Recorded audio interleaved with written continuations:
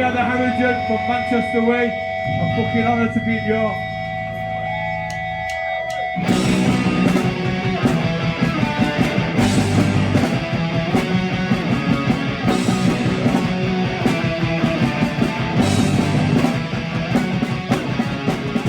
I had a bad day and so did you. Exactly what should we review?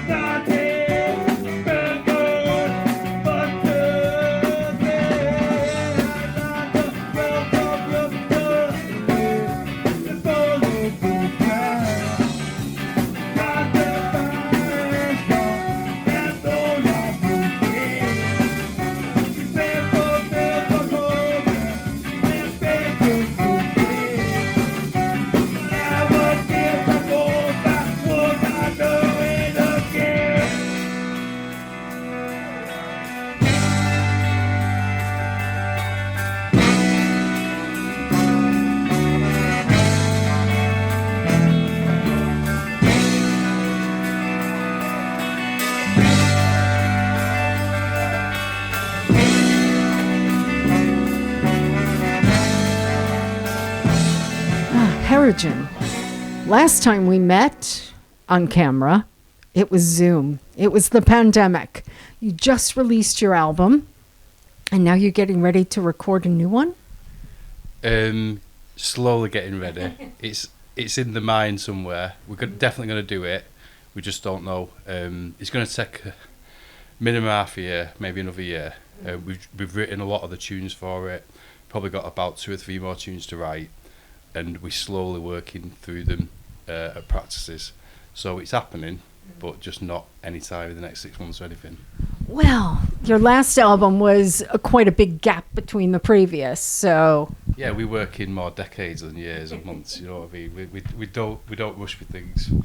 We take a qualitative approach rather than a quantitative approach. We like to think, but yeah. So yeah, don't get me wrong. I'd love to be just bashing out an album every year or two, but things just take time. Especially now, we're all a bit older now, and you know we've got busy lives and stuff. So it just takes a bit more time to get things boxed off in practice, and we don't have as much time to practice anymore. But yeah, believe me, it's been really nice recently just to play 2 or 3 more new tunes.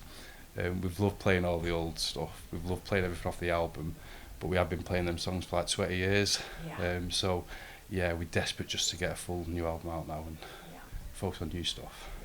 and you're playing the new stuff, so it's giving you more of a chance to refine it.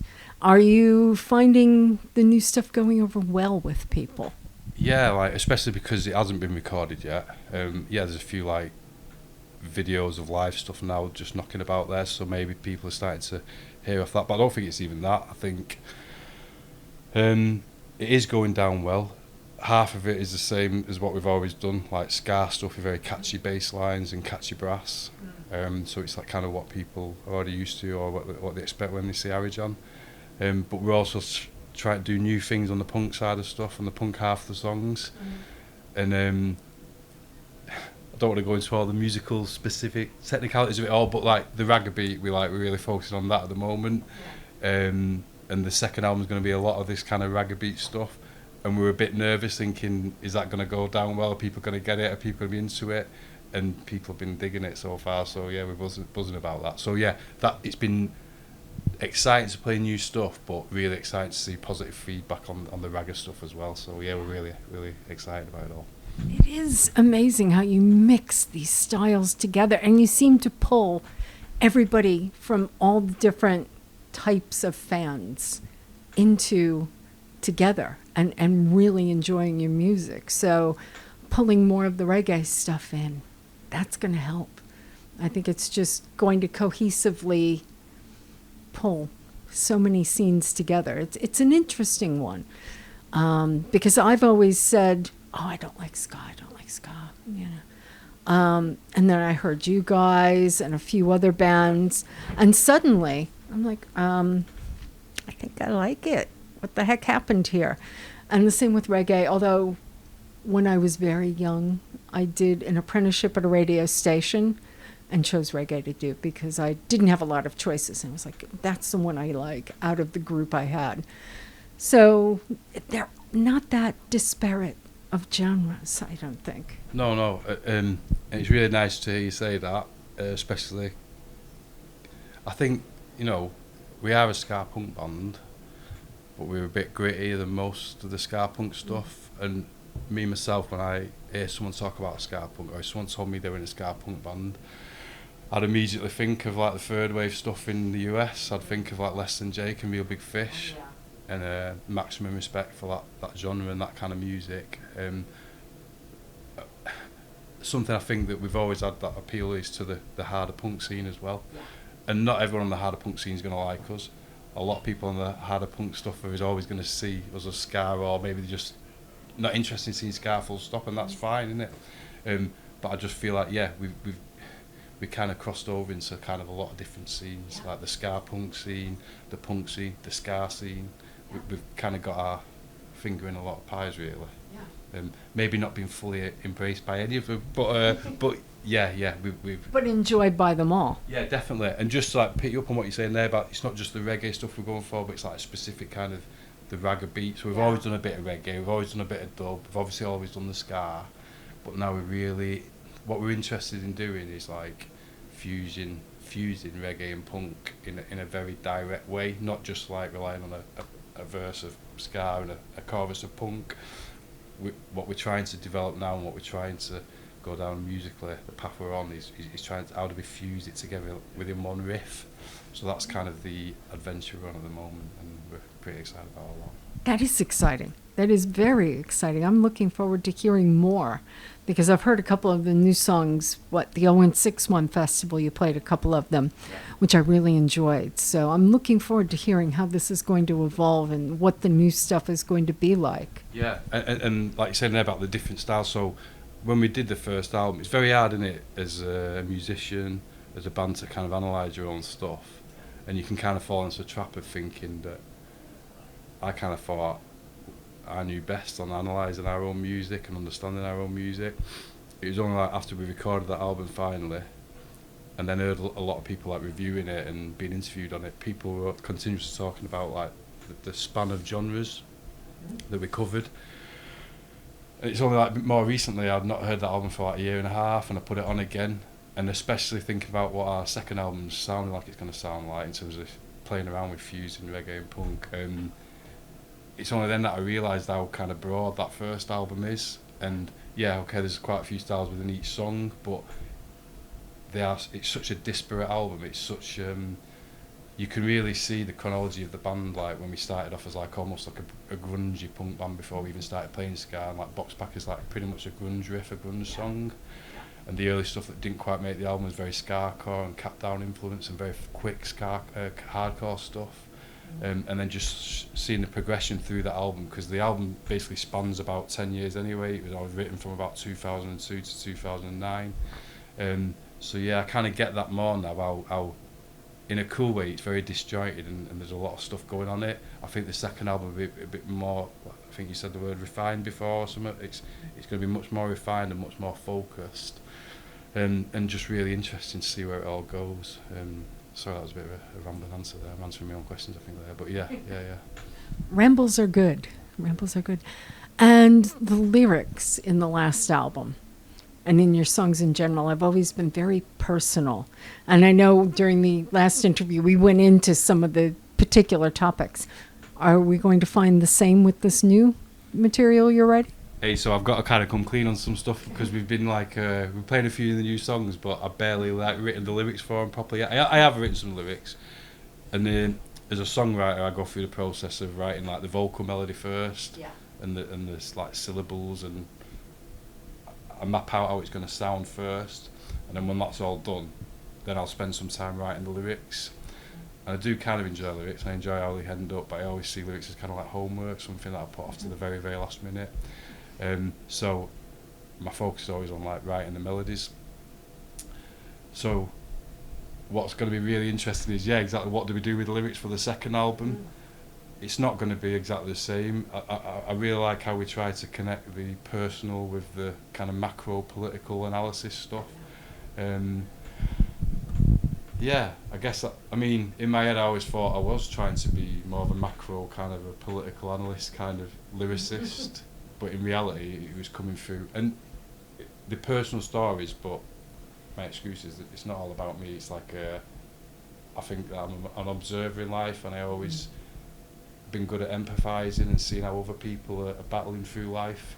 And I always like to try to tell their songs, their stories through our songs. And a lot of times, and a lot of them lyrics I wrote when I was very young, like early 20s.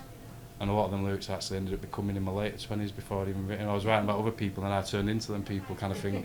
But so I try and like to do that, but inevitably, because we've got a bit of a political interest and a political analysis, to me the HARIJAN lyrics are trying to match that kind of the macro analysis and the macro drive behind political stuff with like what ultimately we all experience those things as personal events and life stories. So I try to connect those dots with lyrics.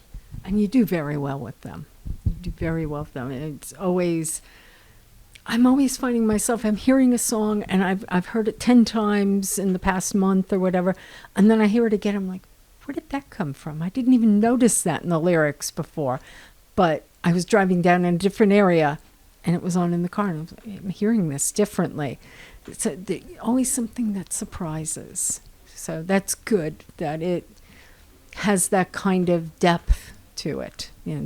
something new to discover as a listener. Yeah. I mean, that's not always down to the lyricist, is it? That's like, there's all art, I guess, but as you live your life, when you go back to the same album like a few years later, you've had more experiences in your own life that makes you see that, like watching a film, innit? You see different films because you're a different person a few years on. But yeah, in terms of lyrics, yeah, I guess I do try and do all that, yeah.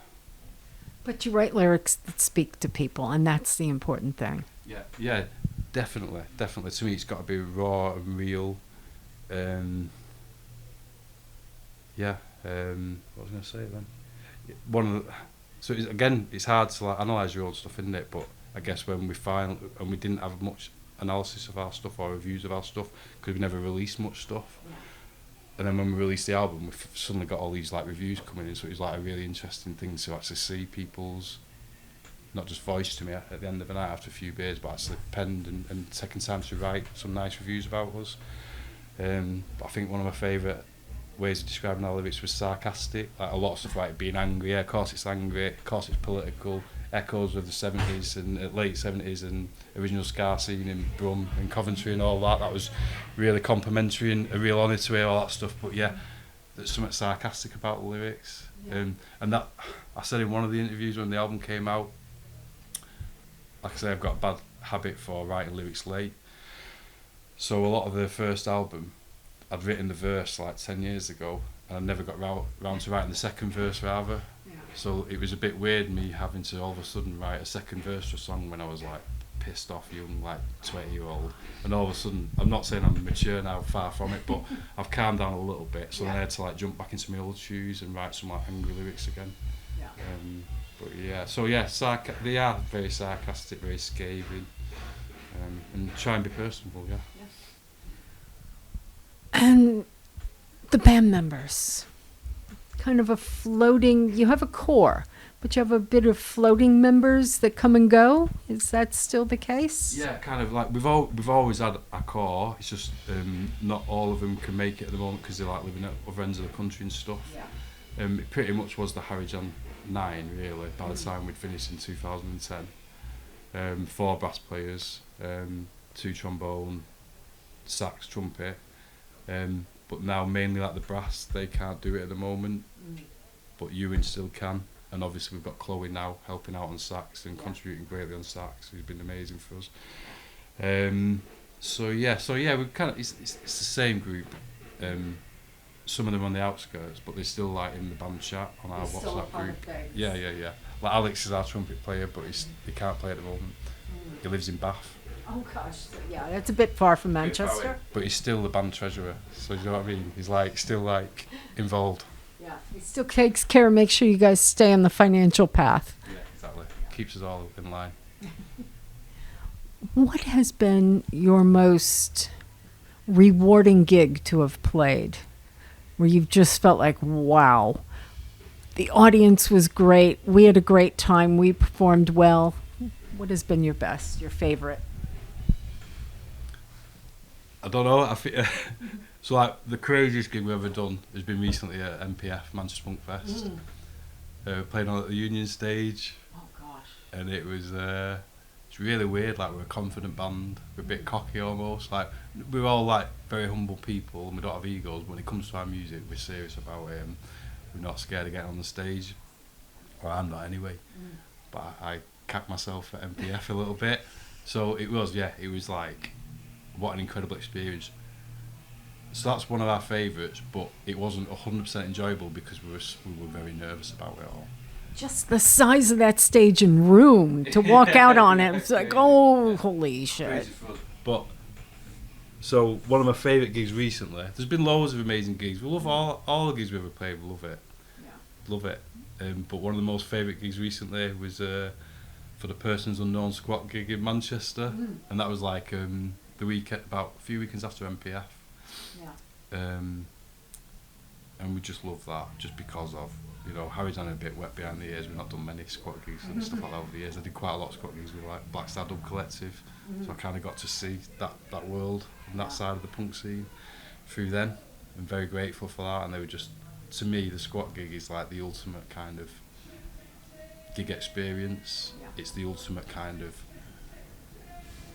pure space away. Like punk's about being outside of the mainstream, yeah? It's about carving out your own experiences and your own nights out and your own culture away from the mainstream. That's what sets us against what's going on there. And all our punk gigs and all our punk releases do that. But for me, the kind of pinnacle of all that is the squat gig, because you are just off the radar. There's no dickhead doorman there. There's no extortionate bar prices there. There's no dickhead. In the old days, pardon my French, being terrible here, but in the old days, pay-to-play promoters and things like that. You know, to me, the squat gig is like the ultimate kind of purist punk experience, purist punk gig. So that's all I was going to say is the two opposites we played recently, that huge gig at MPF and then this low-key squat gig in Manchester was just fucking brilliant. So that was one of my favourite gigs we've ever done. Yeah. And now both of them very recent as well. Yeah. So. Like over time, like if you're asking us, I can't think, but 10 years, okay, back in the day then, so towards the end of when, before we split up, we went on tour with the Autonomads. A lot of love for that band, a lot of respect for that band. They opened our eyes to a lot of stuff on the DIY, more crusty kind of side of the scene, and the free party side of the scene, but Autonomads took us on tour. It was like a 10-day tour, or maybe we played 7 or 8 days over 10 or 11 days. And I can honestly say that's it. And we did a couple of squat gigs on there as well. And that's what kind of opened our eyes to all that side of stuff. Yeah. But can honestly say that they were like some of the most special gigs we ever played, like in terms of just being exciting. Out on tour also, I was playing down south a bit more. Yeah. Very exciting time. Yeah. So I'd say they're my favourite set of gigs. I love hearing that. I love hearing that. Hopefully tonight will be a good one for you, enjoyable. And I'm looking forward to seeing it. I want to thank you for your time, your insight, your thoughts, and see you on stage in a few. Wicked. I'm glad we're having it now and not afterwards at the original. Yes. But yeah, thanks for taking the time. Thanks for all that you do. Thanks for keeping the punk scene connected and on the screens. And we all really appreciate it. Well, thank you for that.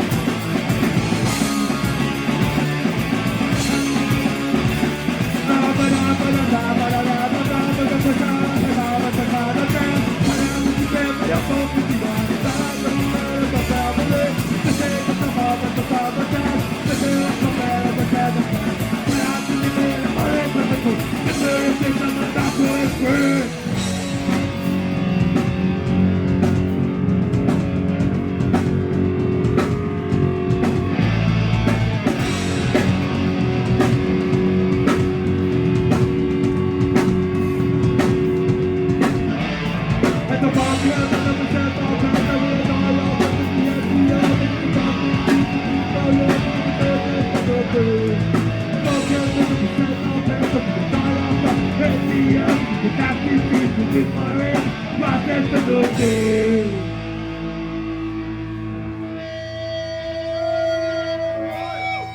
and he stays my soldier, there's a jump I tell you, that's all I ever I'm just far about it I'm just, yeah Don't tell me what the fuck I'm gonna do I'm not gonna do it It's good to turn out in a